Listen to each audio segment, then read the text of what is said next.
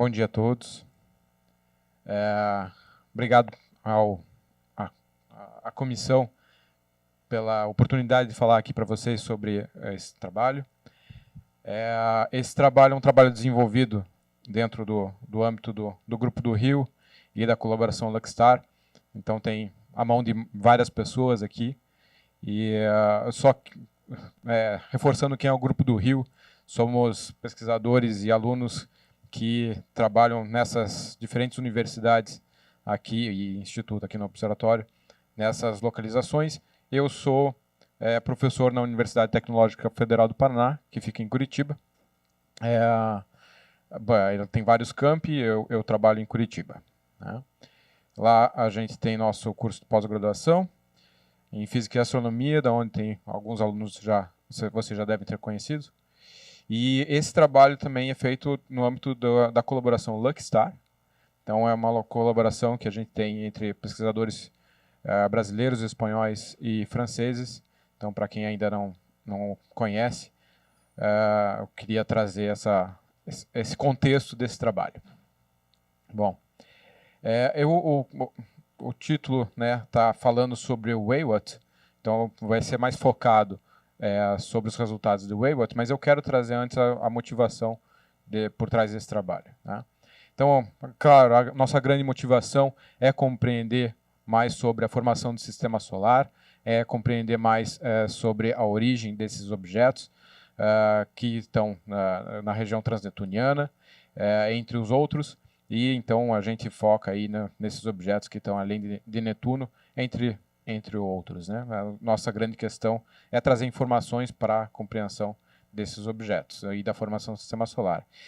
E é interessante que nos últimos anos, né, a partir aí de 2019, principalmente, tem esse trabalho do Nesvorm, na verdade tem uma sequência de trabalhos em que ele está envolvido e de outros pesquisadores, que mostra a formação, como é que se deu a formação desses pequenos corpos através da streaming stability, né, o mecanismo aí de streaming stability, que vai permitir a formação, o crescimento desses objetos, especialmente, bom, não vai abrir, especialmente depois que eles se tornam aí na ordem de estruturas maiores, na ordem de metro, coisa assim, e após isso o crescimento deles através do colapso de seixos, né? Em português a gente diz seixos, pebbles, né?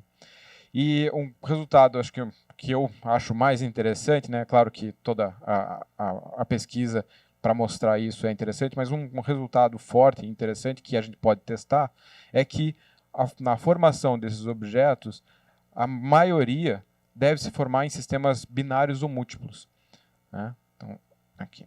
Então, tem aqui são shots aí da simulação, mostrando que a partir daí de uma nuvem de pebbles, né, aqui já aconteceu stream stability, já são os seixos. A maioria dos resultados mostram a formação de um sistema duplo. E isso deve ser uma coisa bastante presente na região dos objetos conhecidos como cold classicals, né, que são os objetos transneptunianos da nuvem de Kuiper, que tem parâmetros orbitais pequenos, né? Então, excentricidade e inclinação são valores baixos. E é um disco ali de objetos.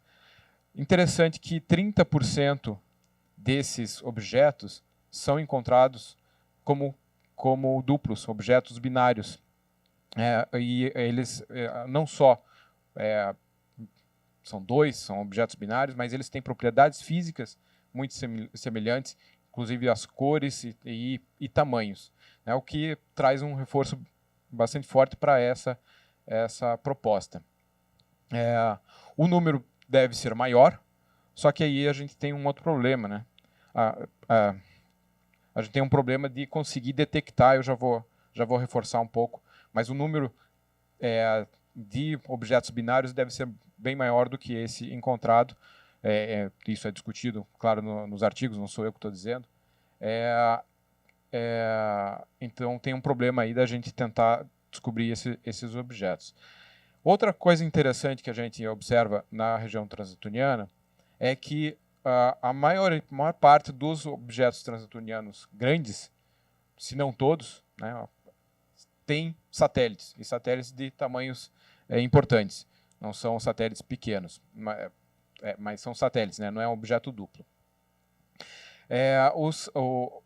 O próprio Nesvorny, ele sugere que esses satélites eles devem ser primordiais, ou seja, originados da formação ou do crescimento desses objetos no momento que houve um número maior de colisão. Então, eles teriam sido sobrevivido à implantação da região mais fria, dos cold clássicos, para a região mais quente, que é onde a gente encontra a maior parte dos maiores transneptunianos. Eles estão na região quente, ou seja, eles têm inclinações ou excentricidades com valores mais altos, acima aí de 5, 10 graus, isso é meio discutido, né? Qual o valor para você considerar que ele é da região quente ou fria? Outra coisa que se observa que a maior parte desses CNOs que tem satélites, os satélites têm uma órbita distante, ou seja, são fracamente ligados, e então esses satélites, como eu já disse, teriam sido formados já nas fases iniciais da formação dos planetesimais. Para a gente conferir isso, a gente precisa saber bem as propriedades físicas, a gente precisa medir esses objetos e confirmar que, de fato, eles têm propriedades similares, ou se as propriedades podem nos remeter a um cenário de colisão após a implantação na região transneptuniana. Então, a gente precisa caracterizar melhor esses objetos, só que vocês sabem que isso não é uma tarefa muito fácil devido à distância deles. Só que era uma animaçãozinha mostrando um sistema Orcus-Vanth, que o Orcus é um transneptuniano grande, e Vanth aqui é o seu satélite, tá? Era só para exemplificar isso. Bom, não é fácil, né? A maior parte dos objetos binários conhecidos foi descoberto através de observações com o Hubble, 80% desses objetos. Acontece que aqui eu trago um exemplo dos pixels do Hubble, tá? Então, a gente, colocando em escala aqui, a gente tem o charículo, que o charículo aqui tem nessa dimensão cerca de 300 km, e aqui os anéis de charículo. Ou seja, a gente não consegue ver coisa muito próxima. A gente não consegue descobrir objetos que estejam bastante próximos dos corpos principais. Aqui, para dar alguns números, 40 milissegundos de arco, que é o tamanho desse quadrado, dá cerca de 1.000 km a 35 unidades astronômicas. Tá? Então, o que a gente vai fazer? A gente vai utilizar ocultações estelares, porque aí a gente tem resolução de alguns poucos quilômetros, dezenas de metros, talvez, dependendo da observação, a essa mesma distância. Tá? Como vocês sabem, não vou entrar não vou falar muito aqui, vocês sabem, a gente tem descoberto anéis, então a gente consegue ver coisa pequena, esse é o ponto. Né? Então a gente vai utilizar ocultações estelares para tentar caracterizar esses objetos. Novamente, eu não vou entrar no detalhe, porque já houveram pelo menos 2 ou 3 sessões aqui que falaram sobre ocultações estelares, então vou assumir que vocês já sabem mais ou menos do que se trata. E eu vou trazer aqui os primeiros resultados que a gente tem de ocultações estelares por satélites de objetos transneptunianos. Eu quero mostrar para vocês qual que é a situação atual. A primeira ocultação estelar que foi observada por um satélite de um transneptuniano foi justamente uma ocultação por Vanth, que é o satélite do Orcus. Aqui, claro, eu não estou considerando o sistema Plutão-Caronte, porque já houveram ocultações por Plutão e Caronte, eles são conhecidos há muito mais tempo, então é mais natural. Essa foi uma ocultação que foi predita, então tinha aqui a passagem do Orcus, aqui a passagem do Vanth. A gente fez uma campanha lá em abril de 2014, não conseguiu detectar o Orcus, então isso aqui seria a região ainda, considerando a órbita, o ajuste orbital que a gente tem para Vanth, aqui seria a região para Orcus, e Vanth estava aqui, teve uma detecção uma corda aí na ordem de 70 e poucos quilômetros.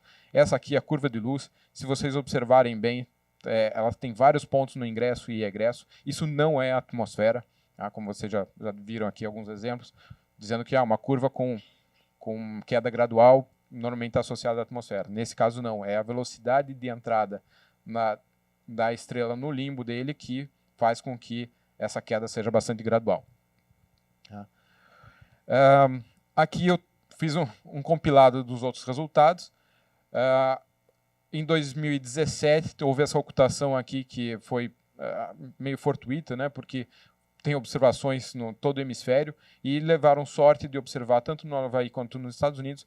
Era uma estrela dupla, então com isso eles conseguiram duas cordas e no VANS, então determinaram um tamanho para o VANS.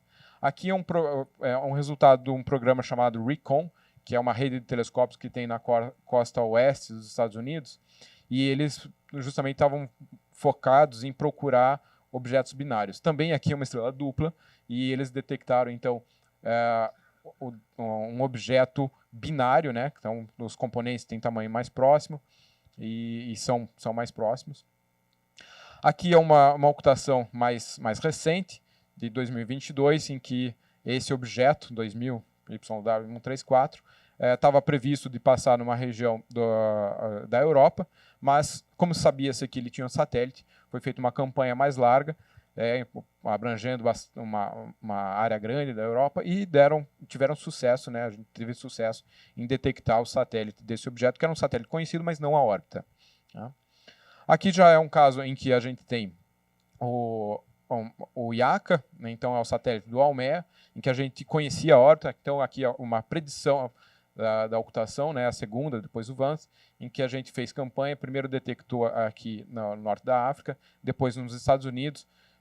A gente tem aí 4 ou 5 cordas, acho que tem 2 sobrepostas, e a partir da curva de luz de rotação do IACA, né, então a gente consegue trazer uma estimativa para a dimensão volumétrica do IACA. Esse é um trabalho em preparação. Isso aqui é uma tabela que justamente resume um pouco esses resultados, reforçando aqui, né, eu coloquei o tipo, né, então algumas foram via predição, outras foram via sorte, em que conseguiu se detectar o satélite. Aqui estão os resultados e as referências. Eu vou passar um pouquinho mais rápido do que eu esperava passar por aqui, mas tudo bem.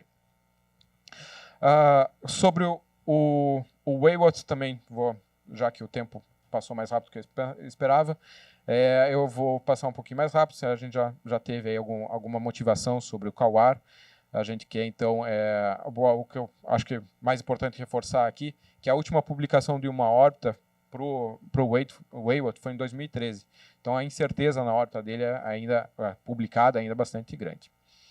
Bom, a gente já vem tentando observar o Waywatt há muito tempo. Isso aqui é um exemplo de uma tentativa de ocultação desde ali do final desde 2013, basicamente 2012, 2013, a partir da órbita obtida pelo nosso colaborador Frédéric Vachier, de uma publicação lá em 2012. Em 2019, a gente teve a sorte de ter um observador que estava treinando para uma ocultação de CAUAR. Ele observou a ocultação de CAUAR e, por acaso, ele começou 10 minutos antes. E aí a gente teve a sorte de detectar o Waywatt. E isso foi fundamental, porque a partir dessa detecção a gente tem uma posição relativa entre o Waywatt e CAUAR. Aqui são alguns gráficos que mostram o melhoramento da órbita, né? Então aqui a gente tem semi-eixo e aqui é quase um Q quadrado, tá? A gente pode fazer mais ou menos um Q quadrado aqui. Então aqui a gente tem os melhores resultados antes da ocultação, aqui após a ocultação. Isso fica mais evidente aqui no caso da excentricidade. Então a gente tinha um range de excentricidade muito grande possível. Aqui a gente reduz bastante a possibilidade de excentricidade, e isso é utilizado para a gente prever as outras ocultações. Então, em 2022, a gente fez a primeira campanha focada no Waywatt, em tentar detectar o Waywatt, e, bom, a predição estava excelente, que a barra de erro era essa, mas a ocultação aconteceu aonde estava a predição nominal. Então, a barra de erro estava sobreestimada aqui, né? A gente levou aí, conseguiu com isso 2 cordas de detecção, primeira determinação do tamanho. eu não comentei, mas a primeira corda ela já mostrava para nós que o Waywood deveria ser maior do que o esperado, né? No artigo da Fournaisier 2013 ela deu um tamanho de 80 km e a gente teve uma corda de 166 km. E aí com essa observação 2022, novamente isso se confirma. Bom, aqui a gente ajusta um círculo de 140 km praticamente. Em maio de 2023 a gente tem outra campanha onde a gente detecta o Kawar e o Waywood, né? Essa aqui é a detecção do Waywood. E também é uma corda grande. E aqui a nossa última detecção em junho de 2023, onde a gente tem 4 cordas, na verdade tem até mais, tá? Mas aqui essas que são as que trazem restrição, e a gente consegue, utilizando as cordas negativas, dar um limite aí de 181 km por diâmetro dele. Se a gente fizer um ajuste circular, 176 km, mas acho que elíptico é o resultado melhor. Então, a gente agora consegue confirmar essa ideia de que, de fato, ele é muito maior do que esperado, o dobro do tamanho. Isso, obviamente, tem implicações sobre a composição dele, né? Ele é um objeto bastante escuro, não é como se esperava que tivesse um albedo similar do Kawar. E aqui é um comparativo entre os períodos, entre os parâmetros orbitais do Waywood após essas detecções. A gente tem uma melhora bastante grande no período, semi-eixo, excentricidade, né? Aqui interessa o pessoal da dinâmica bastante, e a massa do Kawar também. Sim. E então aqui deixo as mensagens que eu quero deixar para vocês, em especial que a gente está aí no novo paradigma das ocultações estelares, que é observar satélites. Está começando já, no começo, né, lá em 2009, a gente estava começando a observar ocultações por transneptunianos, agora a gente está começando a observar ocultações pelos satélites dos transneptunianos. É isso. Obrigado. Muchas gracias, Felipe.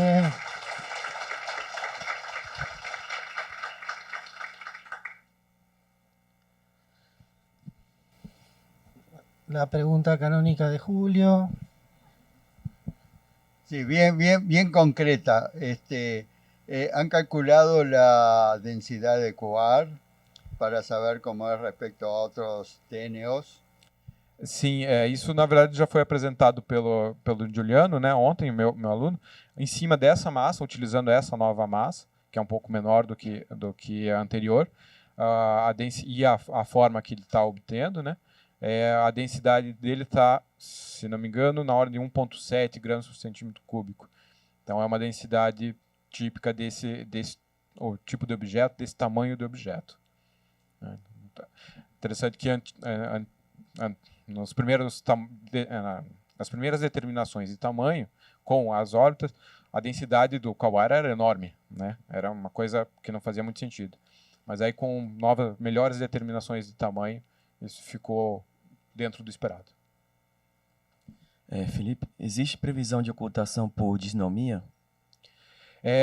Primeiro a gente tem que ter uma órbita que é razoável hoje em dia, e a gente monitora. O problema de Eris e disnomia é que eles estão numa região muito pobre. Então não tem ocultação ocorrendo por Eris, portanto, nem por disnomia, porque é muito raro eles passarem na frente de qualquer estrela. Então, a gente faz predição para vários objetos e faz alguns anos já que não tem nenhuma ocultação, mesmo indo até a magnitude 21, por Eris. Então as chances são muito pequenas. Mas a gente monitora de toda maneira. Bueno, agradecemos a Felipe nuevamente. Muchas gracias. Obrigado.